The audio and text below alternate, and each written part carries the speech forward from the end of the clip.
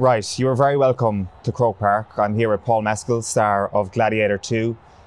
You're on a big screen and a second big screen in the Coliseum with Pedro Pascal. This is all a bit mental, isn't it? This is where when you come into Croke Park, you see the lineup and you see the Irish flag when the Aaron Levine is playing, and now it's my big old head up on the Hill 16. It's pretty cool. What have the last couple of days been like?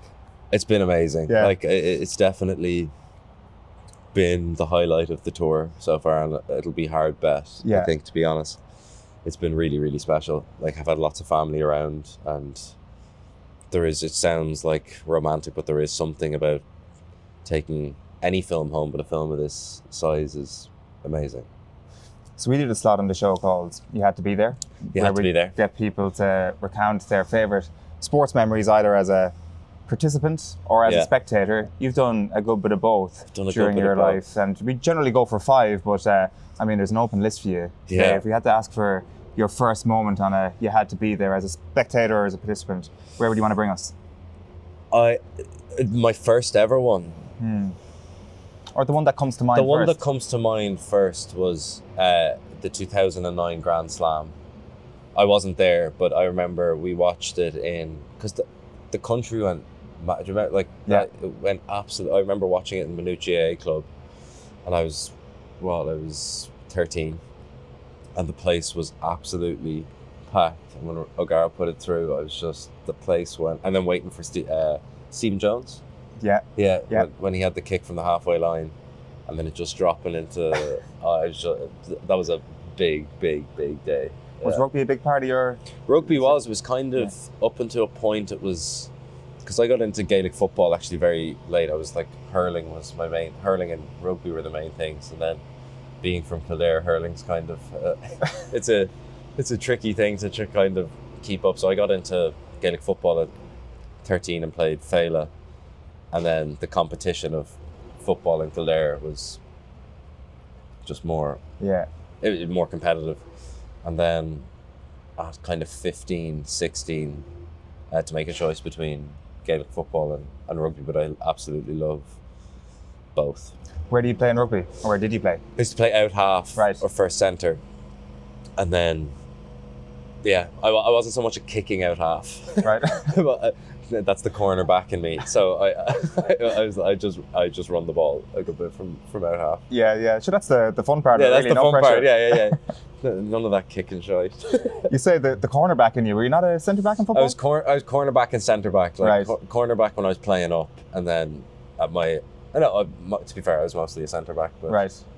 They'd stick me in on people in corner forward, like a Cormac Costello or a Conor Callaghan Yeah, or something like that. Nightmare. I can imagine. Absolute nightmare. Yeah. Would that feature on your list at all? The couple of encounters that you would have had against that Dublin team, or are we forgetting those? No, because there's two moments for me that we had some that age group of players, like underage football player. We actually were very, very competitive with that Dublin team, like the Brian Howard and Conor Callaghan and Cormac Costello. That year we played them we actually beat the Dubs in Parnell Park in the minor semi-final, that's going to be hard, but even that would almost nearly trump.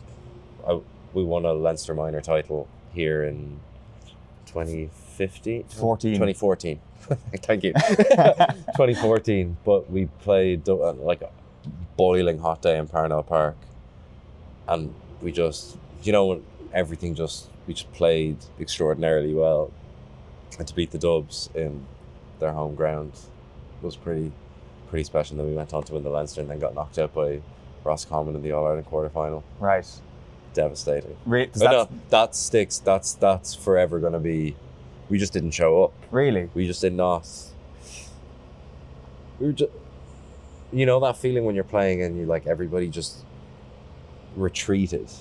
And I'll never forget it. I remember being like, all of these amazing footballers that I played with, we were just kind of invisible to each other for the 60 minutes and sore. Still, yeah.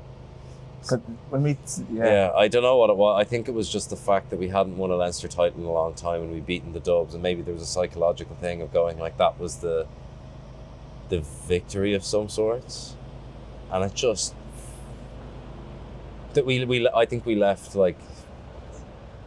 I think there's part of me that feels like we left an All-Ireland on the table that year, like to go into Parnell Park and win and get a first Leinster title in I think something like 50 years or something like that, and then but that year it was full of extraordinary memories, like both on the positive and negative side, and then the following year to captain the minor team here and lose to Dublin, but we lost against a very, very good Dublin side. Yeah.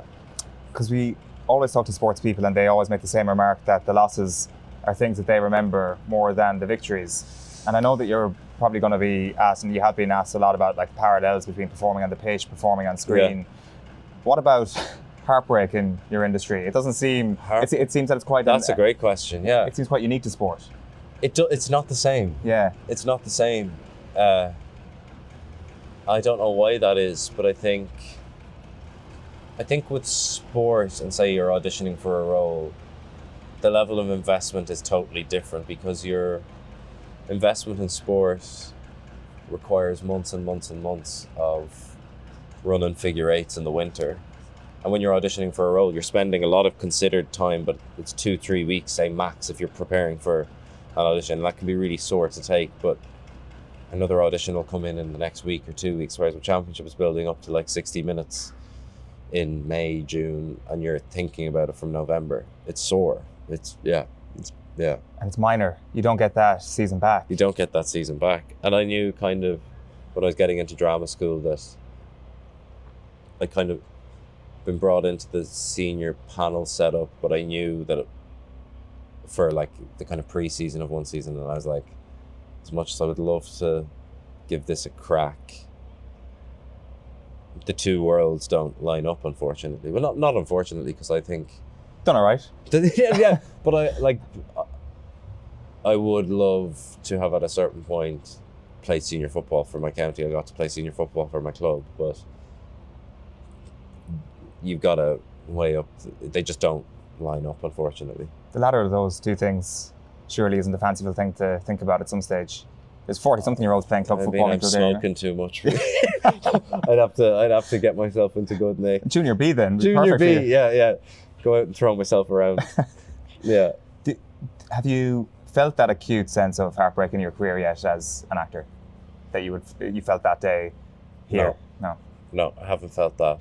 But again, I felt definitely like I haven't got things that I've wanted. But the mental setup is just it's different. Sure. Yeah. So we've got 09. We've got 2014. Got 2014. Is there anything else that comes to mind for moments that you simply had to be there? The World Cup quarterfinal this year. You were there in Paris? I was there in Paris with my brother. I'm going tonight. I'm watching them play tonight. But I feel like if we lose tonight, I'll never go to an Ireland-New Zealand match again because I'll be a bad omen. But that was truly heartbreaking. Wasn't it? That was absolutely... we went to the Cartier box in Paris. So it was like really like a beautiful like setup and like really well looked after. But that kind of goes out the window once the match starts. And I remember saying to my brother, I was like, look, Donncha, we have to be well behaved here.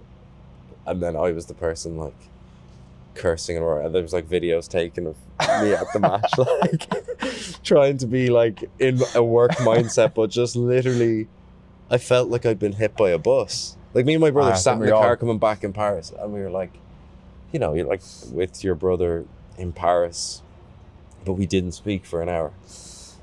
And I think there's, what's great now though, is I do think there's a little bit of bad blood between the Irish and the New Zealand team, which is actually a great, I don't know, I think it's a testament to where that team has come to, where there's like, you only really hate the people that you admire in a sporting context anyway. So like to have that tonight, I feel like we're in for a good game of rugby. That was one of those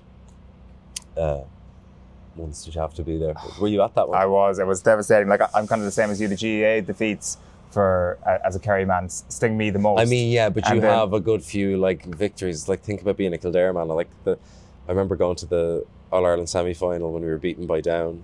That was a sickener for you. That was an absolute sickener. But again, half the victory was getting to an All Ireland semi-final. Right. The big sickener was Kildare losing Kieran McGeeney. Literally just popped into my head. That is the biggest. How did that happen? You can ask Kildare County Board about that because I have no idea what in God's name happened. Well, I know it was the clubs that came up against McGeeney, and I think watching him, like I weirdly felt a massive sense of pride watching the Armagh footballers this year where I was like, yeah, because I think the amount of work that went in, like that's a 10-year plan, and Kildare had gotten about 5 years into it. Like that was totally on the table with that. Like you saw how much the players bought into him, both in Armagh and also in Kildare, that I think losing the Ireland semi-final was a stepping stone, and I just think Kildare weren't ambitious enough to keep him on. Yeah, it's the one that got away from a Kildare perspective for sure. 110%, yeah. The only reason I bring up my perspective on the GAA is because it sometimes feels that the GAA hits home a little bit harder, especially on those days that get away from us. Except for last November, I felt in Paris. That was the one time when that felt on a GAA level of loss. Oh, it was huge. Well, we go mental as a country. I remember watching the Irish South African game in a hotel room in London, and I was watching it with someone she'd never watched rugby before in her entire life, and I was like, when you're like that game was just extraordinary. It was absolutely the most brutal game of rugby, and then when they turned the commentary off at the end to listen to the crowd singing Zombie. It was unbelievable. It was unbelievable. But I think we just get excited, which is a great thing. It's a great thing to like support any Irish team because we totally get behind our teams. But sometimes I think that probably adds a huge amount of pressure. But I don't know if they feel that within the camp or outside of it. But yeah. One last parallel to draw between that and maybe even 2014 was that last year, I think we were all kind of living vicariously through Johnny Sexton finally getting his one opportunity, and then that moment it was all gone. Rico it's an amazing, like if you were a New Zealand, like I feel like it's the same comment that like when O'Mahony said it about Sam Cane. Yeah. We took great pride in the fact that we think it's class. But when somebody did it to Sexton, like I imagine as a New Zealander, you're like, I do think that there is something about though, like it's in the heat of battle, but there is also something about it that does feel like latently disrespectful. Yeah. To somebody who's like, regardless of whatever you think about Jonathan Sexton, he's one of the greatest out halves in the modern era.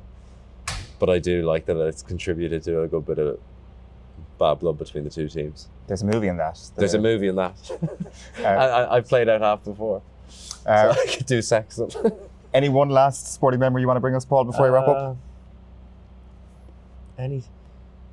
I wasn't at it, but my dad's a Clare man, so the All Ireland final this year, the Clare Cork. Yeah.